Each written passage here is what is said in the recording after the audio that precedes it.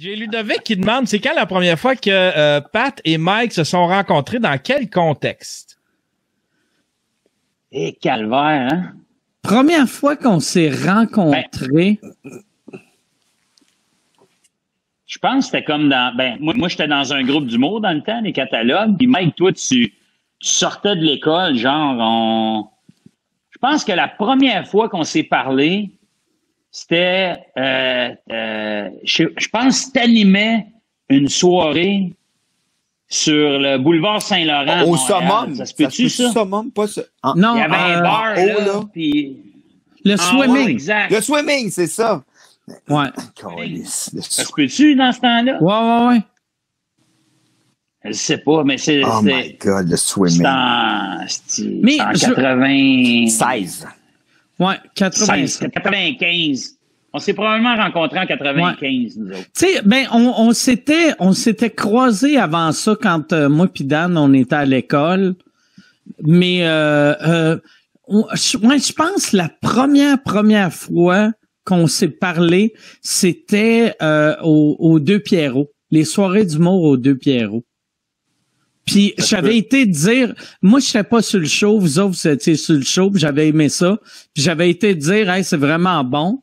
Puis on avait parlé une minute, puis après t'étais parti, puis là j'avais fait, ah Chris, j'aurais dû lui dire que je suis un humoriste moi aussi, parce que là j'ai juste l'air d'un monsieur qui faisait, hey, c'était vraiment bon, puis mais tu sais, c'est correct, là. C'est que tu sais, le monde qui sont pas humoristes ont le droit de nous parler aussi, là. Mais ouais, ça fait longtemps qu'on se connaît, puis c'est ça.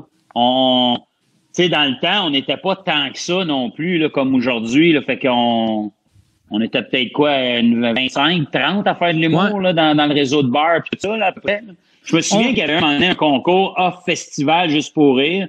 Puis il y avait à peu près ça, là, 25 personnes qui s'étaient inscrites. Fait que, tu sais, il y avait pas... tu sais, aujourd'hui, combien d'humoristes, mettons, de qualité qui passent au bordel, à peu près, là, des bons humoristes? De qualité, il y en a 3. Mais... non, mais des humoristes qui roulent, ils doivent en avoir... Mais pour vrai, mettons, de la relève qui roule, qui sont assez bons pour devenir, mettons, the next big thing, là. Il y en a probablement 200. Shit. Moi, je suis sûr qu'il y en a. Tu sais, mettons, dans le temps. 150, moi, tu vois. Mais tu sais, dans le temps que nous autres, on était là, déjà, le monde chialait, il y a trop d'humoristes, tu sais. Même dans les années 90. Mais, tu sais, quand tu dis au monde, ah ouais, il y en a trop, ils étaient pas capables d'en nommer plus que 10. Mais là, à cette heure, ouais, c'est ça, qu'est-ce qui est triste, c'est qu'à cette heure, il y en a plein qui sont aussi bons que, mettons, les plus grosses vedettes, mais qui perceront jamais. C'est fucked up. Hein? Parce qu'il y a beaucoup de monde. Puis... Mais dans ce temps-là, on était, si on veut être nostalgique un peu, toi, Dan, c'était la même affaire. Ces générations-là avec les chicks, puis toi, puis tout le monde se connaissait. On faisait des soirées d'humour.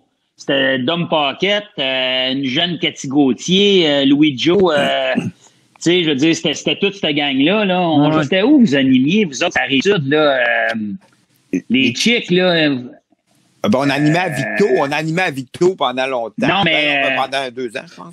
McMasterville, est-ce que vous avez animé? Oh my God, à McMasterville. Ah, tabarnak. C'était malade, là. Hey, c'est-tu ma blonde qui produisait ces shows-là? Tu sais, vu que ma blonde avait produit ces shows-là, McMasterville, puis il y avait aussi André Michaud qui avait produit. Ouais, exact. Hey, moi, j'étais dans un groupe d'humour band, là. On allait voir, nous autres, on a joué, tu sais, au début, là, mais là, on voyait Chicken Swell, on capotait, là. On tripait tellement sur vous autres. Puis quand je suis devenu humoriste solo, c'était la même affaire. J'avais tout le temps hâte de vous voir, puis...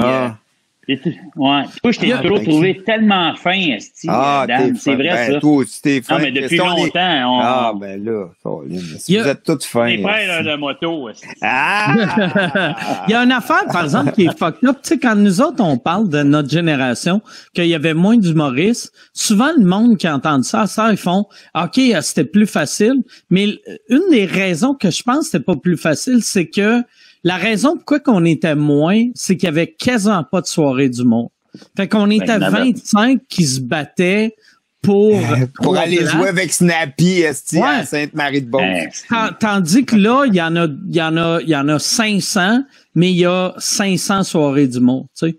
Fait que c'est des fois je me dis c'est plate pour les jeunes, c'est plus facile dans mon temps, puis d'autres fois je fais Chris que c'est facile à cette heure que tu sais, t'as un peu de talent, tu peux te plugger à quelque part, tu sais. Ben, en fait, c'est deux affaires, parce qu'aujourd'hui, il y a le web, il y a toutes sortes d'affaires que tu peux faire là-dessus. Dans le temps, nous autres, il y avait les bars.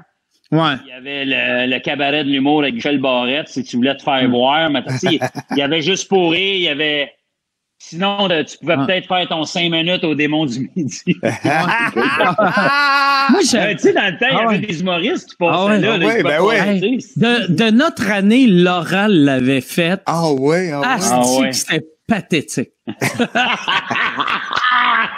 C'était triste, là. C'était triste, là. Pauvre.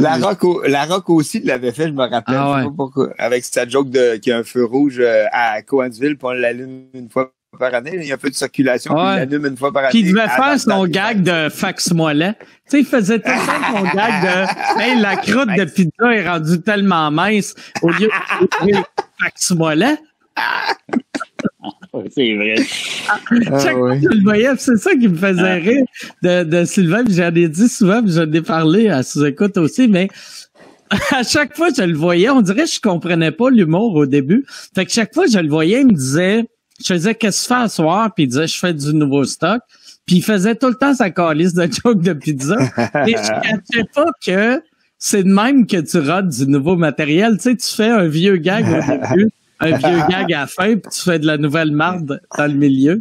Puis j'étais comme, Chris, il y a juste une joke, Sylvain.